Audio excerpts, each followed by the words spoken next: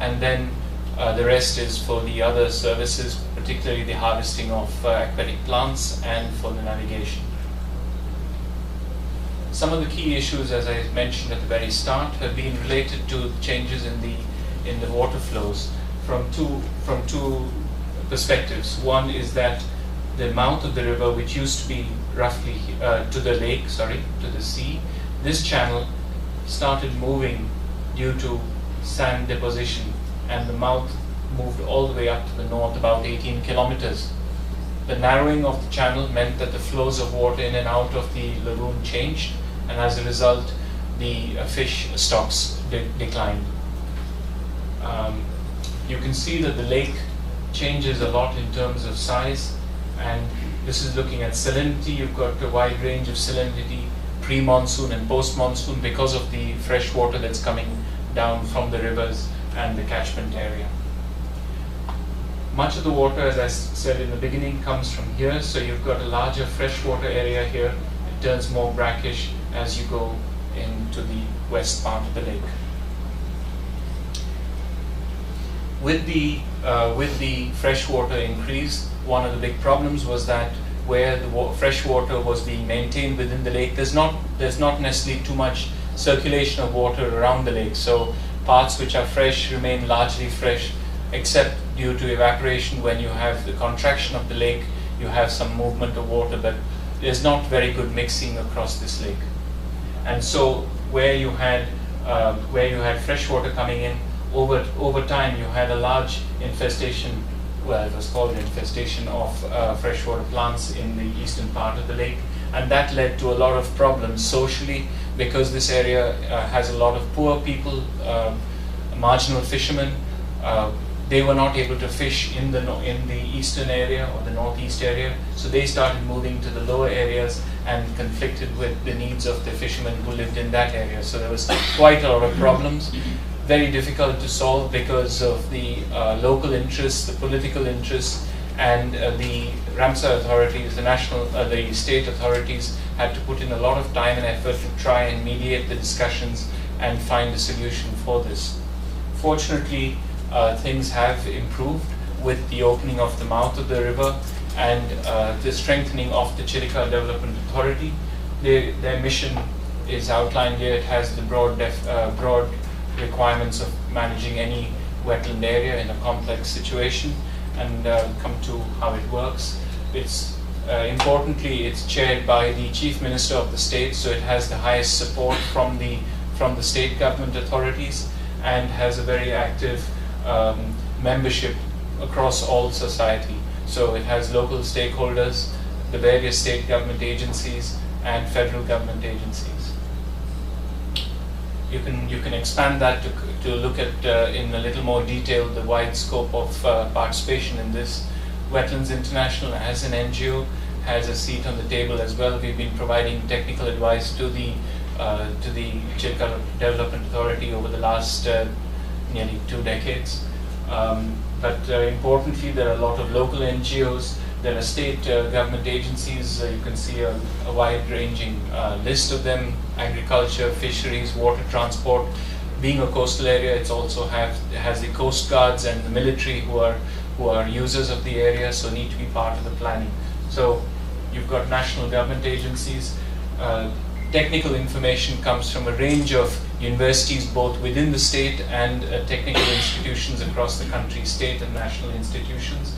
As well, an important part of the Development Authority representation is from the community institutions, and bringing these communities on board and strengthening their involvement has really helped to make sure that the plans that have been developed are implemented properly. So there's been a number of activities in terms of restoring these wetlands. This wetland was listed on the Montreux record, but due to the actions, the positive conservation actions and improving the ecological character of the wetlands, this was removed from the Montreux list, which is one of the tools of the Ramsar Convention to help manage Ramsar sites. So I don't have time to go into the details of this. This is just to show you a little more about where the mouth was, and we can skip that. But I'd like to just mention that some of the major impacts of the change of the mouth have been a spectacular increase in terms of fish harvest right around the lake, and it's not just an immediate improvement, it's been a sustained improvement over the last few years, which means that the system is probably reaching a stable state now, which could be a benchmark for the future. The salinity has improved, the tidal flux has improved, so there's been a lot of change. This was quite a controversial action to be taken, but it seems to have worked out quite well. There is a lot of ongoing activities to make sure that people understand what's going on in terms of water quality, in terms of hydrology, in terms of the ecology. So there's plant monitoring, water bird monitoring, water quality monitoring. There's a lot of local community engagement in this monitoring as well. So that is quite a positive action there. The other activities there are listed in terms of the monitoring. One of the major issues, and this comes up from one wetland area to the catchment area or river basin management area issues, and that is there are a lot of activities being planned upstream in terms of dam and barrage construction. And so the whole question is, how can there be equitable water sharing so that the Chilika Lake gets the water? So there's been a lot of discussion and modeling as to what are the various priorities in terms of getting water to the wetland, and what are the scenarios that could be drawn up from that. And 4 scenarios have been considered. The first is the existing scenario, status quo, where you have multiple objectives in terms of reducing silt, in terms of increasing water, and finally you've had scenario 2, which has been selected as part of the detailed EIA study, and that is to improve or increase the water provision to the lake, because that is the most serious threat to it. Along with water does come silt, but silt can be more easily controlled if there is water. So that's been the recommendation of the committee, so that they are now dealing with this as the way forward. To try and get support for this, the government has been having an active program of communication, education and public awareness, SEPA. They've got a wetland training center where they bring a lot of researchers to support their work, as well as a visitor center. And I started by talking about community participation. I can't stress this enough. It's a very poor area. Working with the local community around the lake, but as the issues are related to the catchment, there's been a lot of discussion with people living in the catchment and helping to improve their livelihoods, very much like the presentation we saw in the last presentation by Andrew. It's working with the communities upstream and helping them make sure that the watershed is protected, so that the water that does come down to Chilika is of better quality with less silt. There has been an integrated management plan developed for this area, and it's being taken forward quite effectively. I won't go into the details of that. Some of the issues, and I end with this slide, is that although a lot of improvements are happening, it is a very complex situation. It is a very large area. The water needs of the urban areas that are near the lake are increasing, and so the whole issue of water allocation remains a challenge. At the moment, the amount of water changes, or through natural fluctuations, the amount of water changes to the lake. You've got problems related to weed infestation or growth of water plants, as well as declines in fish harvest. So finding a balance in dealing with this issue in the future is going to be key. With climate change, there are a lot of different predictions as to what might happen to the water levels in the lake, and there's no firm conclusion on that at the moment. If you'd like more information, there are 2 websites that I could draw your attention to. The first is the Wetlands International website, as well as that of the Chilika Development Authority. Thank you.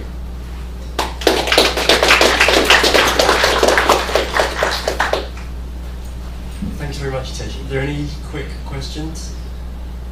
If not, I'll just take this moment to say we didn't have time to show. There's just an outstanding video that Tej sent through, which I don't know if there's an intention to to put it on the public website? But It is on our website. Yeah. Oh, okay. Then I strongly recommend checking out the video, because it really is a beautiful and very informative piece. Just short, like 4 minutes. Yeah. And definitely worth looking at. You can access it through our website. The Chilika.com, that is the Chilika Lake Development Authority website.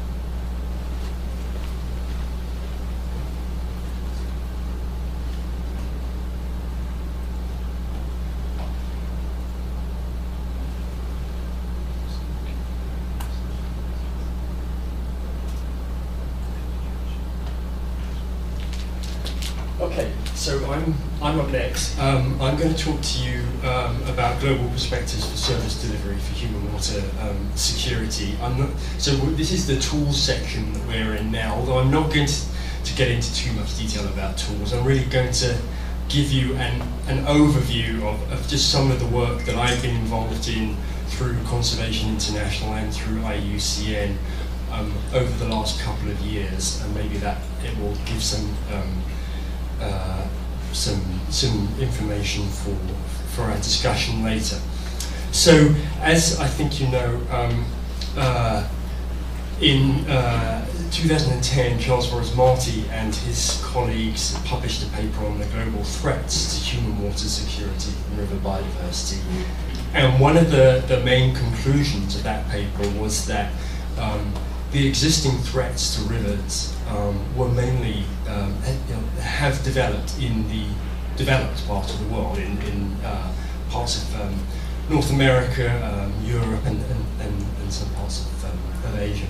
And those threats to human water security have been put right, mitigated by extensive economic investment in infrastructure and technology to gain back good water.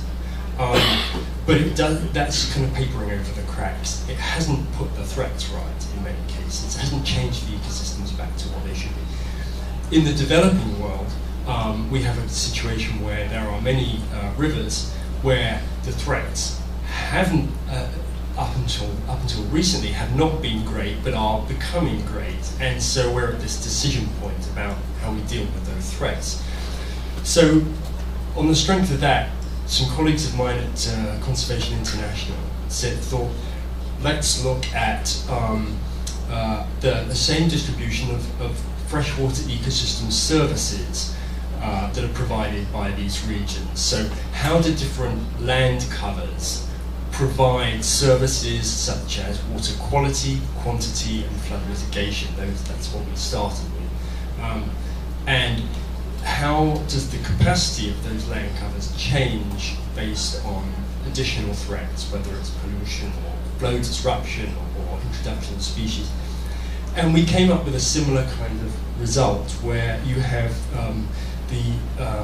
in the developed part of the world, you have ecosystem services which have been ecosystem services for biodiversity and for humans that have been compromised by development. But they have been put right by investment. In the developing world, we have this situation where we have these freshwater ecosystems which are not so impacted yet, but will be, but represent a great source of natural capital. And so we're at a decision point. One could say, do we go down the developed country path and just really kind of develop these ecosystems extensively, and then spend a lot of money on then putting right the mistakes as we actually have the human water security back again? Or do we invest in the natural capital value and use these ecosystems for their natural services that they provide? And this morning there was a reference to the fact that in one US park, national park alone, you get something like $6 billion worth of savings from water filtration. So it's a big investment. So this was a preliminary global study. We then we're now in a position to go into more detail and pick out areas where we can apply more elaborate tools, things like water world or costing nature, which specifically include land cover change and climate change in there. in the way that they assess ecosystem service valuation. Now, another thing that can be done is being investigated by my colleagues in Freshwater Biodiversity Unit of IUCN, where you can start to bring in the biodiversity data to this and look at how biodiversity maps to these services. So so IUCN have mapped freshwater species distribution to subcatchments very accurately, consistently for several parts of the world. So you can bring in species richness, you can bring in threatened species lower down. You can use that information for identifying key biodiversity areas, and then you can start to say where are the areas where our investment is going to be best in terms of protecting species and also protecting those ecosystem services that the species and we rely on. And where are the areas where, if we have to have infrastructure development, we can do that infrastructure development with the minimal amount of minimally compromising the species present or the services provided. We can kind of make some trade-offs and some best decisions. There are other another study that Will Darwin, who's sat up here in the audience, and his colleagues. I'm showing his data here, and his colleagues' data. Another study they did is looking at how does the biodiversity map to rural poverty. The rural poor being the people who are most directly utilising those freshwater services. And their results are extremely interesting. You see the red and purple areas through West Africa and the East Africa Great Lakes area, and the areas where you have high numbers of species, high numbers of threatened species, and a lot of rural poor who are reliant on this biodiversity. And then you can bring in other data sets, so this comes from the recently published report on Indo-Burma that IUCN did, and you can not only map where the threatened species are, but what the threats are. That's the table on the right. You can do that for different species groups and get an idea of the overall threats to freshwater species in that area. And you can also, you probably can't read that, but you can look at what the livelihood values are of those species, and so get an idea of the kinds of livelihood values per subcatchment. And then start to look at that compared to these other data sets that people like Charles Forrest Marty and my colleagues at CI did on ecosystem services. So what we have here is essentially bringing together large amounts of data sets and synthesizing them. And this actually fits very well with a plan, a program that's being developed by the Ramsar Convention to develop a global wetland observing system, GWOS. This has been part of their science and technical review panel plan since 2009, and it's bringing together the experts who know what the data are, what data we should use to assess wetlands, and then how we integrate those data. So we're talking about, so as I say, where are wetlands? What's their ecological character? What biodiversity do they hold? What's the values they provide? That kind of data, but very diverse data sets, and making that available as a kind of knowledge hub, if you like, to do some powerful synthesis. So you'd have a large number of potential stakeholders, or NGOs or whatever, who would be inputting data to the system and using it.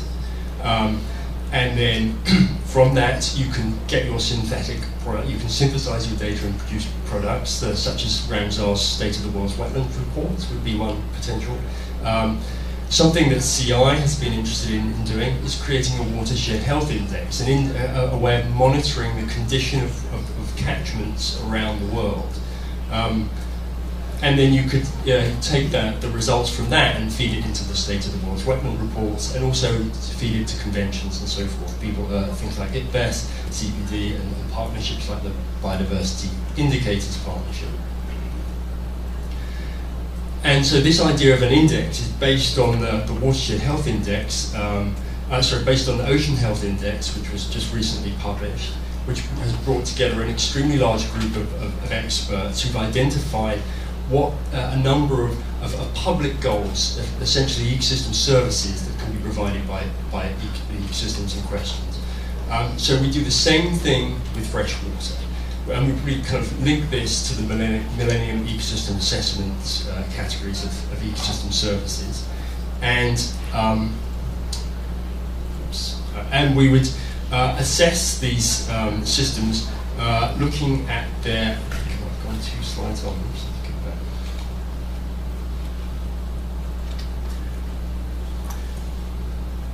we would assess these systems looking at their current state and their expected near future state. So you can see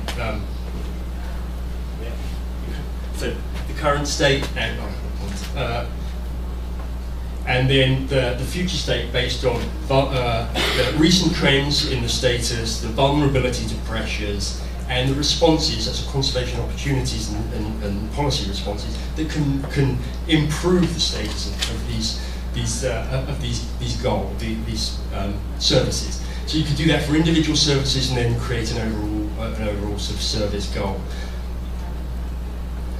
And then, so underlying this would be this GWAS. That's the kind of the data hub.